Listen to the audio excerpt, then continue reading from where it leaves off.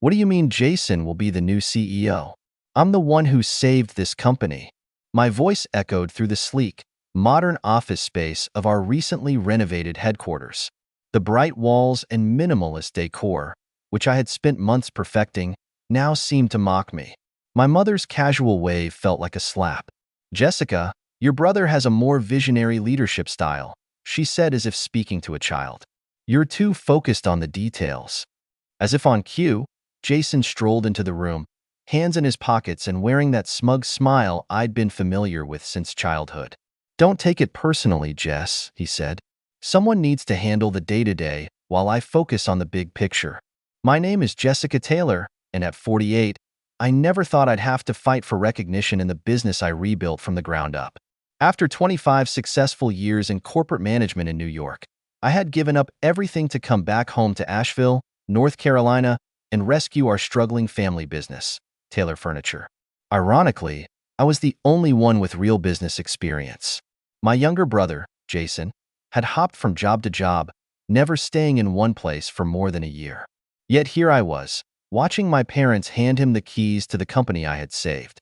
8 months earlier, my father had called me in tears. The business was weeks away from bankruptcy. Without hesitation, I sold my apartment in New York, cashed in my savings, and came home. The company had been stuck in the past.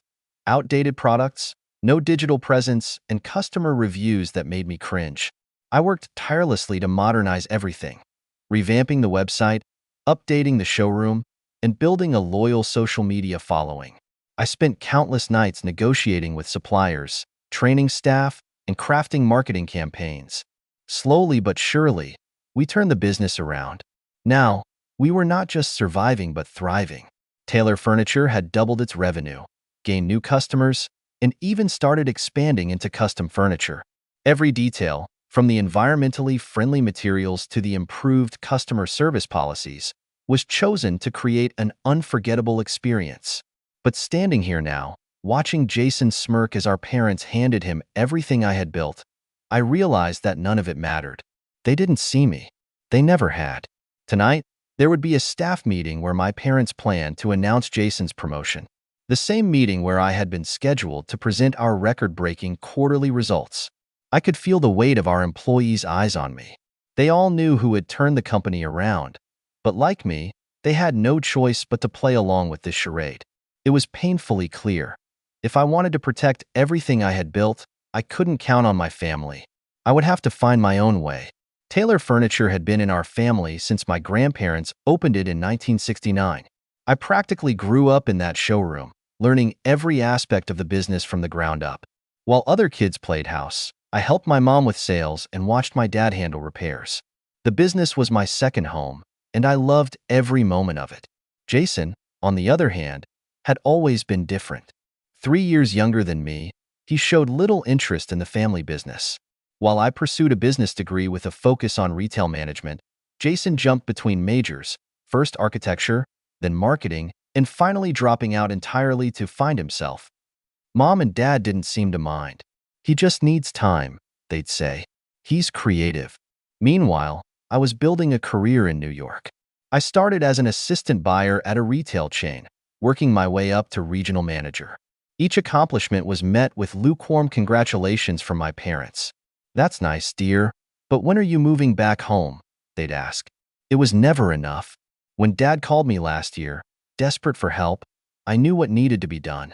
The company was bleeding money. Outdated inventory, inefficient operations, no online presence. The reviews were brutal, stuck in the past, overpriced, terrible service. Seeing our family's legacy fall apart broke my heart. I left everything behind and threw myself into the rescue mission. The first few months were damage control, fixing inventory systems, training the staff, and revamping the showroom. I spent my savings to upgrade the website and hire a social media manager to build a brand presence. Every dollar I spent was carefully calculated to bring in new customers. Jason? He was nowhere to be found during all of this. He was networking in Charlotte, but really just partying with friends. Occasionally, he'd show up at family dinners, toss out vague ideas about modernizing the vibe, and then disappear again. Yet somehow, My parents acted like his casual suggestions were just as important as my daily grind. I thought it would all be worth it once they saw the results. The glowing customer reviews, increased revenue, and media attention for our sustainable product lines. But now I realized I had been fooling myself. Over the past 3 weeks, Jason had strutted around the office like he owned the place. He made changes on a whim without understanding the basics of running a furniture business. Just yesterday, he decided to cut the custom furniture line to save costs, completely ignoring the fact that it was our fastest-growing revenue stream. When I showed him the data, he just chuckled. "Numbers aren't everything, Jess." This morning, I walked into the office to find him firing Samantha, our head of customer service, who had been with us for 15 years. His reasoning? She wasn't flexible enough with his new work-from-home policy, a policy that would have left us understaffed during peak sales times. I intervened just in time to save her job, but the humiliation on her face was heartbreaking. I tried talking to my parents again. I brought spreadsheets showing our progress, customer testimonials praising our service improvements, and financial projections for the next quarter. Dad just stared at his coffee while Mom patted my hand. "Give your brother time to settle in," she said. "He has such great ideas." Then, on my way home, I saw the for sale sign in front of an old storefront in downtown Asheville. The place had potential, better location, large windows perfect for displays, and enough space for both a showroom and a small workshop. Sure, it needed work, but I could already picture what it could become. Something inside me snapped, or maybe it finally clicked into place. I wasn't going to waste any more time trying to prove myself to people who refused to see my worth. I called a real estate agent from the parking lot. The owners were eager to sell, and thanks to my savings and solid credit, I could make it happen. By the time I got home, I had already scheduled a viewing for the next day. For the first time in months, I felt alive again. If my family didn't value what I had built, I would build something new, something that was completely mine. The next few months were a whirlwind. I poured every ounce of my energy into transforming that dusty old storefront into something extraordinary. While Jason was busy hosting team-building happy hours at Taylor Furniture, I was meeting with contractors, designing layouts, and sourcing local artisans to create custom furniture pieces for the new store. I named it the Artisan Loft. It had a nice ring to it, /U 2014 name that reflected both the craftsmanship and creativity I wanted the store to embody. Word spread quickly around town. Some people called me petty for competing with my family's business. Others, especially those who had worked with me at Taylor Furniture, quietly rooted for me. Samantha was the first to ask if I needed a head of customer service, and soon other employees started following. They were tired of Jason's disorganized leadership and lack of respect for their work. My parents tried guilt-tripping me at first. "How could you do this to Jason?" "To us?" Mom asked during a tense family dinner. I just smiled and changed the subject. I wasn't going to explain myself anymore. Meanwhile, Taylor Furniture began to struggle. Jason's impulsive decisions led to inventory issues, customer complaints, and declining sales. 3 longtime employees quit within a month of his leadership, and I heard through the grapevine that they had to slash prices just to stay afloat. The grand opening of the Artisan Loft was 6 months to the day after I had walked away from Taylor Furniture. I'll never forget the looks on my parents' faces when they walked through the doors. Mom's tight smile barely hid her shock, Dad's eyes widened as he took in the bustling crowd, and Jason's anger was written all over his face. A reporter from the local paper was there, interviewing guests and taking photos of Asheville's newest home decor destination. "You're trying to destroy us," Jason hissed when he cornered me near the checkout counter. "This is a direct attack on the family." I met his glare with a calm smile. "No, Jason. This is me succeeding, despite the family." The contrast between our businesses couldn't have been more obvious. While Taylor Furniture struggled to stay relevant, the Artisan Loft was making waves with its locally crafted furniture, eco-friendly materials, and community workshops. Everything I had dreamed of implementing at Taylor Furniture, but had been shot down, was now a reality here. And it was working. Success came quickly, but it wasn't without its challenges. As the Artisan Loft gained momentum, I started hearing whispers around town. Old family friends avoided me in public, and some even stopped returning my calls. Vendors I had worked with for years were suddenly unavailable, for new orders. It didn't take much to figure out that Mom had leveraged her social circle to pressure them. When I lost my spot on the local business council due to a conflict of interest, I didn't let it slow me down. Instead, I found new vendors in Charlotte and strengthened relationships with local artisans. I also partnered directly with home builders and interior designers to bring in a steady stream of custom orders. Every obstacle pushed me to innovate. Meanwhile, Jason's mismanagement continued to drag Taylor Furniture down. The reviews were brutal. Complaints about delayed deliveries, unresponsive customer service, and cheap-looking inventory flooded social media. Their once loyal customers were flocking to the artisan loft. Then, one morning, Mom and Dad showed up at my office. They looked exhausted. Dad's usual firm demeanor was replaced with uncertainty, and Mom's perfectly styled hair couldn't mask her weariness. "The bank is threatening to call in our loans," Dad said quietly. "Jason's struggling, and we need your help." They weren't asking me to take over, of course. They just wanted me to guide Jason. "We're family," Mom added. "You can't let the company fail." I leaned back in my chair, feeling oddly calm. "I offered to help last year," I said. "You chose Jason. Now you'll have to live with that decision." "Jessica, think about your grandfather's legacy," Dad tried, playing his final card. "He built this company from nothing, and I tried to preserve that legacy." I shot back. "You handed it to someone who treated it like his playground." I paused, watching their expressions shift between shock and resignation. "I'll give you advice if you want it. I can recommend strategies and suppliers. But I'm not coming back to fix what Jason broke." Dad muttered something about understanding my position, and Mom looked ready to argue but didn't push further. They left with their disappointment, and I stayed with my peace. For the first time in years, I felt lighter. I had drawn my line in the sand, and I wasn't going back. Setting boundaries with my parents had a ripple effect in my life. Saying no to them gave me the confidence to stand firm in other areas as well. I stopped justifying my decisions to customers, vendors, and even myself. If a relationship or partnership didn't align with my goals, I let it go without guilt. I focused on nurturing connections that brought me joy and support instead. Meanwhile, the artisan loft continued to thrive. Our occupancy rates for custom workshops were through the roof, and we started receiving inquiries from other boutique furniture stores about consulting. We even launched a collaboration with a local woodworking school, offering apprenticeships that brought in fresh talent and new ideas. Taylor Furniture, however, wasn't faring so well. I heard through mutual contacts that they had finally hired a professional business consultant, though Jason was still struggling to adapt. We rarely spoke, and I was okay with that. He hadn't apologized or acknowledged anything that had happened, but I didn't need him to. His bitterness was his burden to carry, not mine.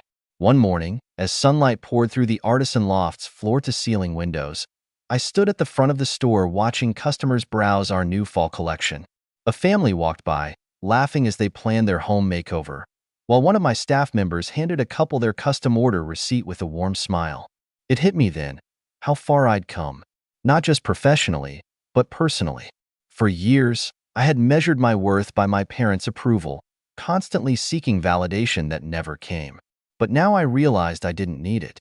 I had built something with my own two hands, a business that was thriving and a life that felt meaningful. The journey had been difficult, and letting go of the hope that my family would change had been painful. But it had also freed me. I no longer carried the weight of their expectations or their dismissal. Instead, I felt proud. Proud of what I had built. Proud of my team. Proud of the life I had chosen for myself. I wasn't just surviving. I was thriving.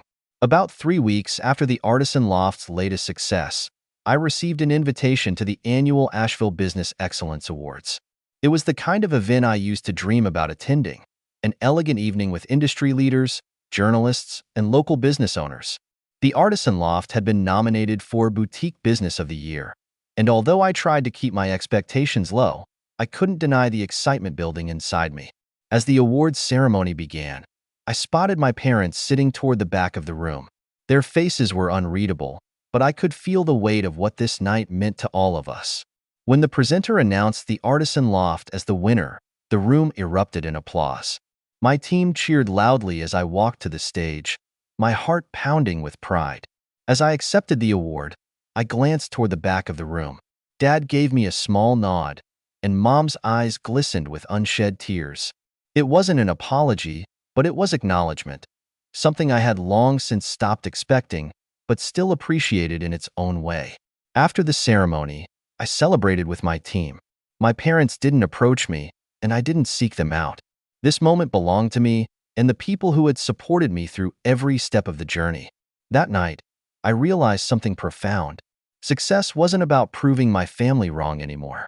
It was about proving to myself that I was capable, deserving, and enough. I no longer needed their validation. I had created something extraordinary, and that was more than enough. The weeks following the awards ceremony brought new milestones for the Artisan Loft.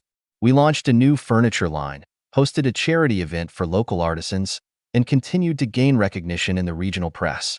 Customers came from across the state to see what we had built, and our reputation for quality and craftsmanship only grew stronger. Taylor Furniture, on the other hand, remained in decline. I heard from a mutual friend that Jason had stepped down, unable to handle the pressure. My parents quietly sold the business to a new owner who planned to rebrand it entirely. One day, out of the blue, I received a call from Mom. She invited me to dinner, just the two of us. I hesitated, but eventually agreed. We met at a quiet cafe downtown, where she seemed more vulnerable than I'd ever seen her. "We didn't appreciate you the way we should have," she admitted. "I'm sorry for that, Jess.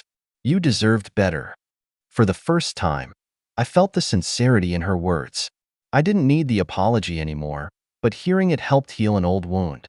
"I'm proud of what I've built," I said softly, "and I'm proud of who I am now." We talked for a long time that night, not just about the past, but about the future. There was no magic fix, no sudden return to the way things used to be. But there was hope for a new kind of relationship built on respect and understanding. As I walked home under the crisp evening sky, I felt lighter. My path was my own now, and every step forward was a choice I made for myself. I was no longer just a daughter or a sister trying to fit into someone else's vision. I was Jessica Taylor, owner of the Artisan Loft, builder of dreams, and the architect of my own life. In the months that followed, I focused on expanding the Artisan Loft. We opened a small workshop space to offer hands-on furniture-making classes, bringing the community closer to the creative process. It became a hub of activity, with local artisans teaching, sharing stories, and collaborating on custom designs. Seeing people light up with pride over their creations reminded me why I had fallen in love with the furniture business in the first place, because it was about creating something lasting, something meaningful. My team had become like family. Samantha thrived as head of customer service, and I promoted two other former Taylor Furniture employees to management roles. They had stuck with me through every challenge, and their loyalty and dedication shaped our success. One evening, we held a fundraiser at the Artisan Loft to support a local charity. As the event wrapped up and the last few guests trickled out, I stood in the middle of the showroom, taking it all in. The warm lighting cast a golden glow over the polished wood displays, and the room hummed with a sense of purpose and joy. For the first time, I felt a deep and lasting contentment. I had built something beautiful, not just a business, but a life that reflected who I truly was. And I had done it on my terms. Not long after the charity event, my parents reached out again. This time, it wasn't about business. They simply wanted to meet for lunch. I agreed, not knowing what to expect but willing to see where things might go. At the restaurant, Mom and Dad seemed more relaxed than I had seen them in years. There was no agenda, no hidden request, just a simple desire to reconnect. We talked about everything: old memories, life in Asheville, and even future travel plans. For once, it felt easy. "I've been thinking about the past a lot," Dad said quietly as we finished our meal. "We should have seen what you were capable of much sooner. But I'm proud of what you've done, Jess. Really proud." His words, combined with Mom's earlier apology, felt like the final puzzle piece clicking into place. I didn't need their approval anymore, but it was still nice to hear. And in that moment, I realized we had all grown in our own ways. As I walked out of the restaurant, I looked ahead with clarity. My journey wasn't about proving anything to anyone else. It was about trusting myself and building a life that honored my dreams and ambitions. The artisan loft was thriving. I was thriving. And whatever came next, I knew I was ready. For the first time in my life, I was truly at peace and excited for the future.